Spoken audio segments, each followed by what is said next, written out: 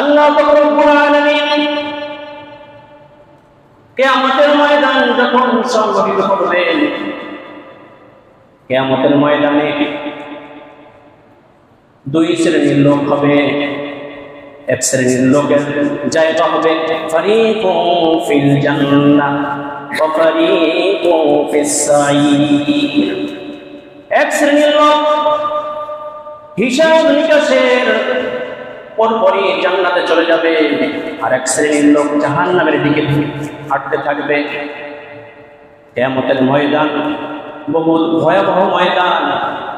রাসূল আরবি সাল্লাল্লাহু আলাইহি ওয়াসাল্লাম ওই দিন একবার চলে যাবে হাউজে কাউসারের কাছে, একবার চলে যাবে পুলসিরাতের কাছে।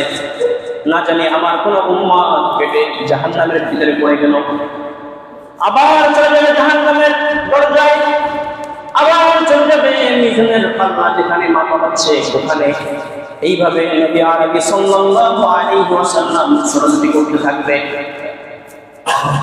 নবী আরবি সাল্লাল্লাহু আলাইহি ওয়াসাল্লাম হাদিসে পাকের মধ্যে ইরশাদ করেন, লা ইউমিনু আহাদুকুম হাত্তা আকুনা আহাব্বা ইলাইহি মিন ওয়ালিদিহি ওয়া ওয়ালাদিহি ওয়ান নাসি আজমাইন।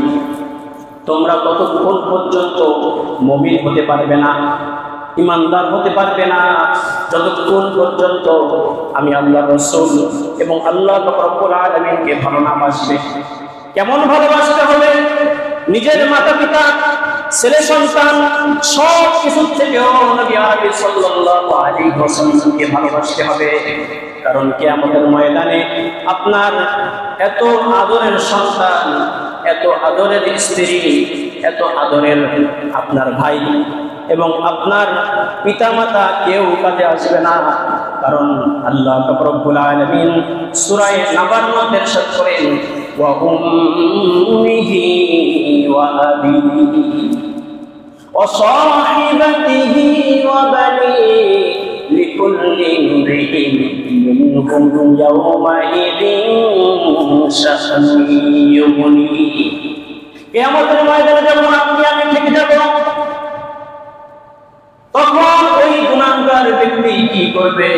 সর্বপ্রথম তার মায়ের কাছে চলে যাবে, মায়ের কাছে গিয়ে বলবে, মা আমি একটা মাত্র নেকির জন্য থেকে গেছি, একটা মাত্র নেকির জন্য থেকে গেছি।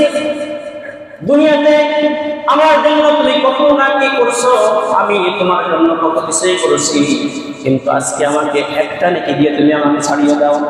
ওই মা বলবে, আমার দুনিয়াতে সন্তান ছিল ঠিকই, কিন্তু আজকে আমি কোনো সন্তানকে চিনি না। আপনি যাকে এত আদরে লালন পালন করছেন আপনার সন্তান, সন্তান বলবে আমার পিতা ছিল ঠিকই, কিন্তু আজকে আমি পিতাকে চিনি না। কারণ উম্মাতুল মুমিনিন হযরত আয়েশা সিদ্দিকা রাদিয়াল্লাহু তাআলা আনহা কিয়ামতের ময়দানের বিভীষিকাময় পরিস্থিতির কথা আল্লাহ পাক রব্বুল আলামিন তার হাবিবকে জানিয়ে দিয়েছে।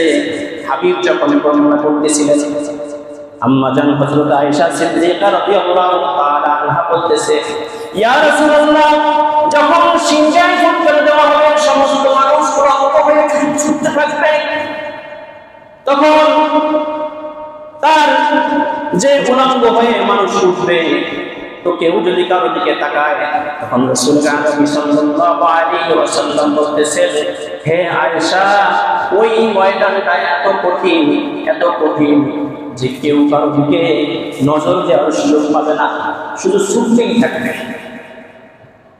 শুধু ছুটতেই থাকবে।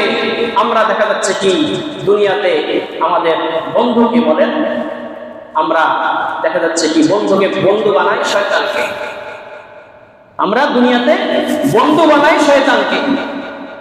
কিয়ামতের ময়দানে যারা মুমিন হবে, নবী আরবি সাল্লাল্লাহু আলাইহি ওয়াসাল্লাম তাদের জন্য একবার জাহান্নামের দরজায় ছুটে যাবে, একবার মিজানের পাল্লার ওখানে ছুটে যাবে, একবার হাউজে কাউসারের ওখানে ছুটে যাবে, একবার জাহান্নামের দিকে ছুটে যাবে যে তার উম্মত কোথায় আটকে গেছে। কিন্তু এটা করবে কাদের জন্য? যারা রাসূল সাল্লাল্লাহু আলাইহি ওয়াসাল্লামকে নিজের সন্তান, সন্ততি, পিতামাতা, স্ত্রী পরিজন থেকে অধিক ভালোবাসে।